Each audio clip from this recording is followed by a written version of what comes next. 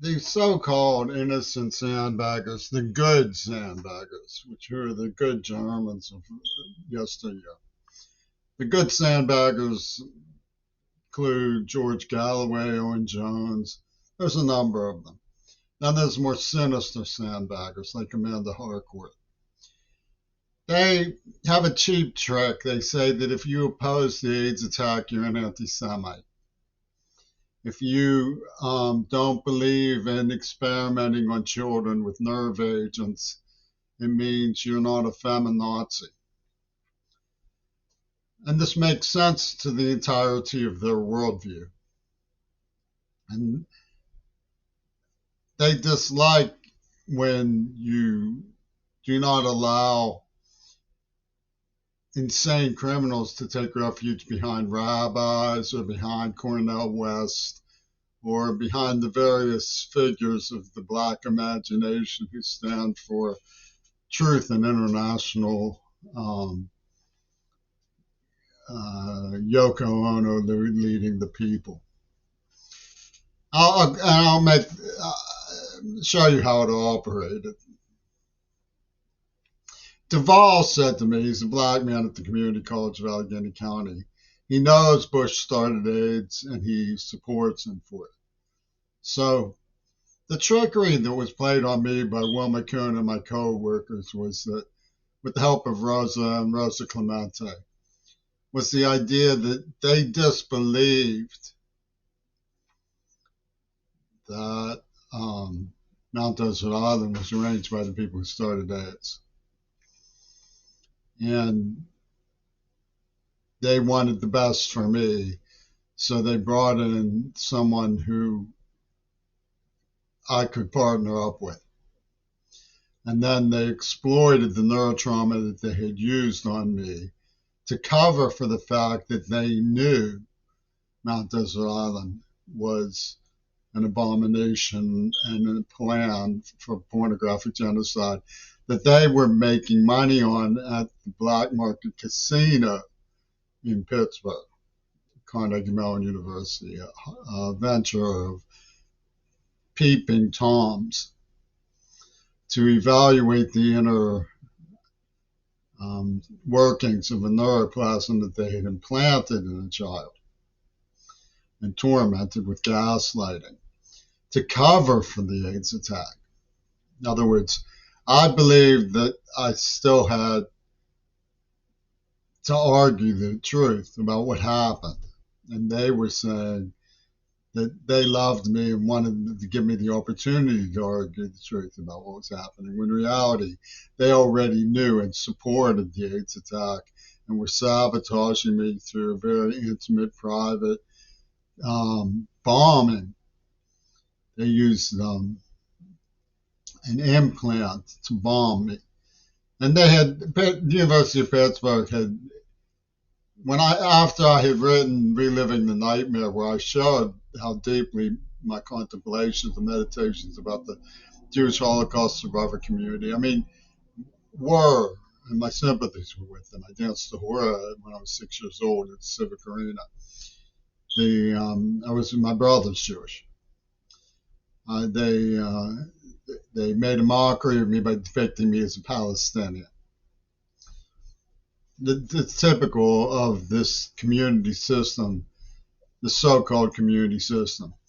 Now, down goes the curtain and back up again for the black diva of the French New Wave film in which my birthday appears.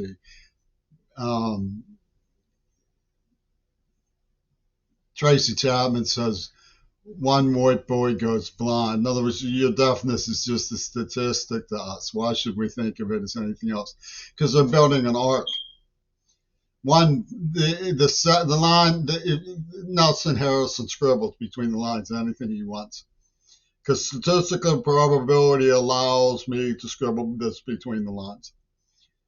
So he says anything he wants about me because I'm a statistical probability, not a person who everybody and their mother has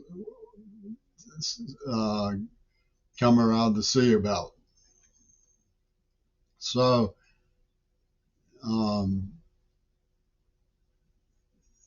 if you scribble between the lines, if you actually look at what is likely, um, there's nothing after One White Boy Goes Blind in the Tracy Chapman song.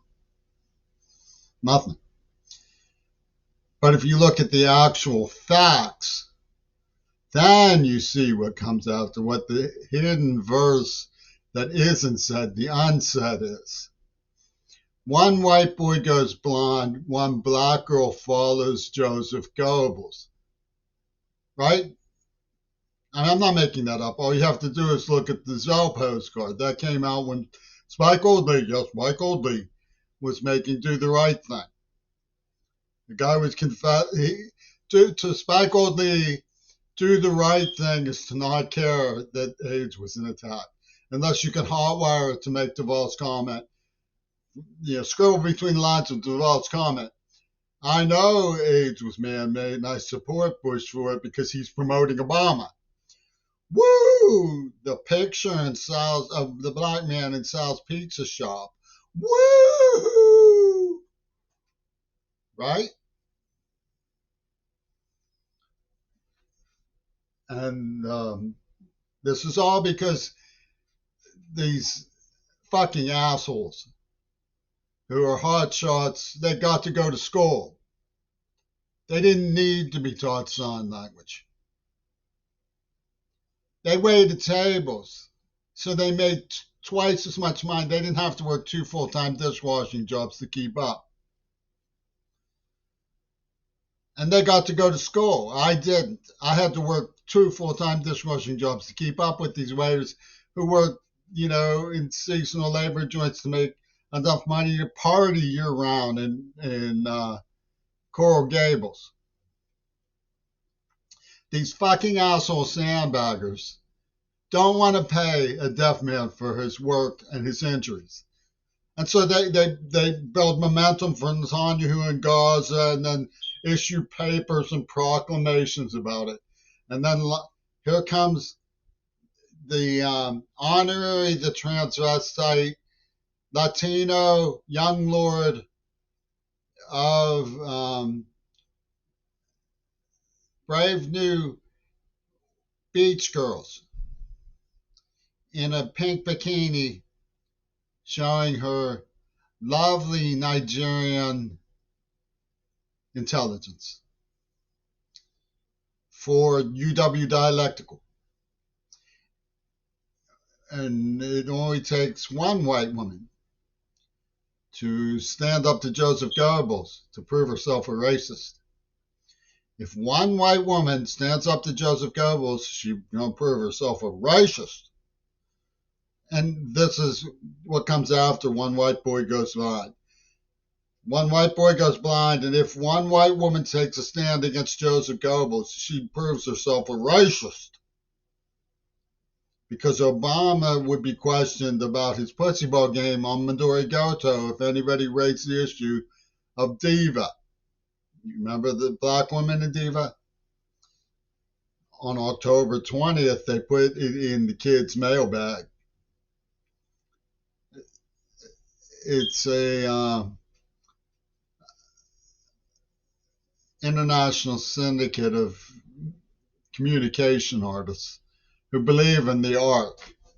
They believe that it would have been interfering with natural processes of law and remedy, the brotherhood of the KKK with the Black Panthers. The like thisness of Casper Oskey and Aaron Dixon. The like thisness. For me not to have been made deaf. Because I'm an anti-Bush, anti-Lenin, anti-Trump devil.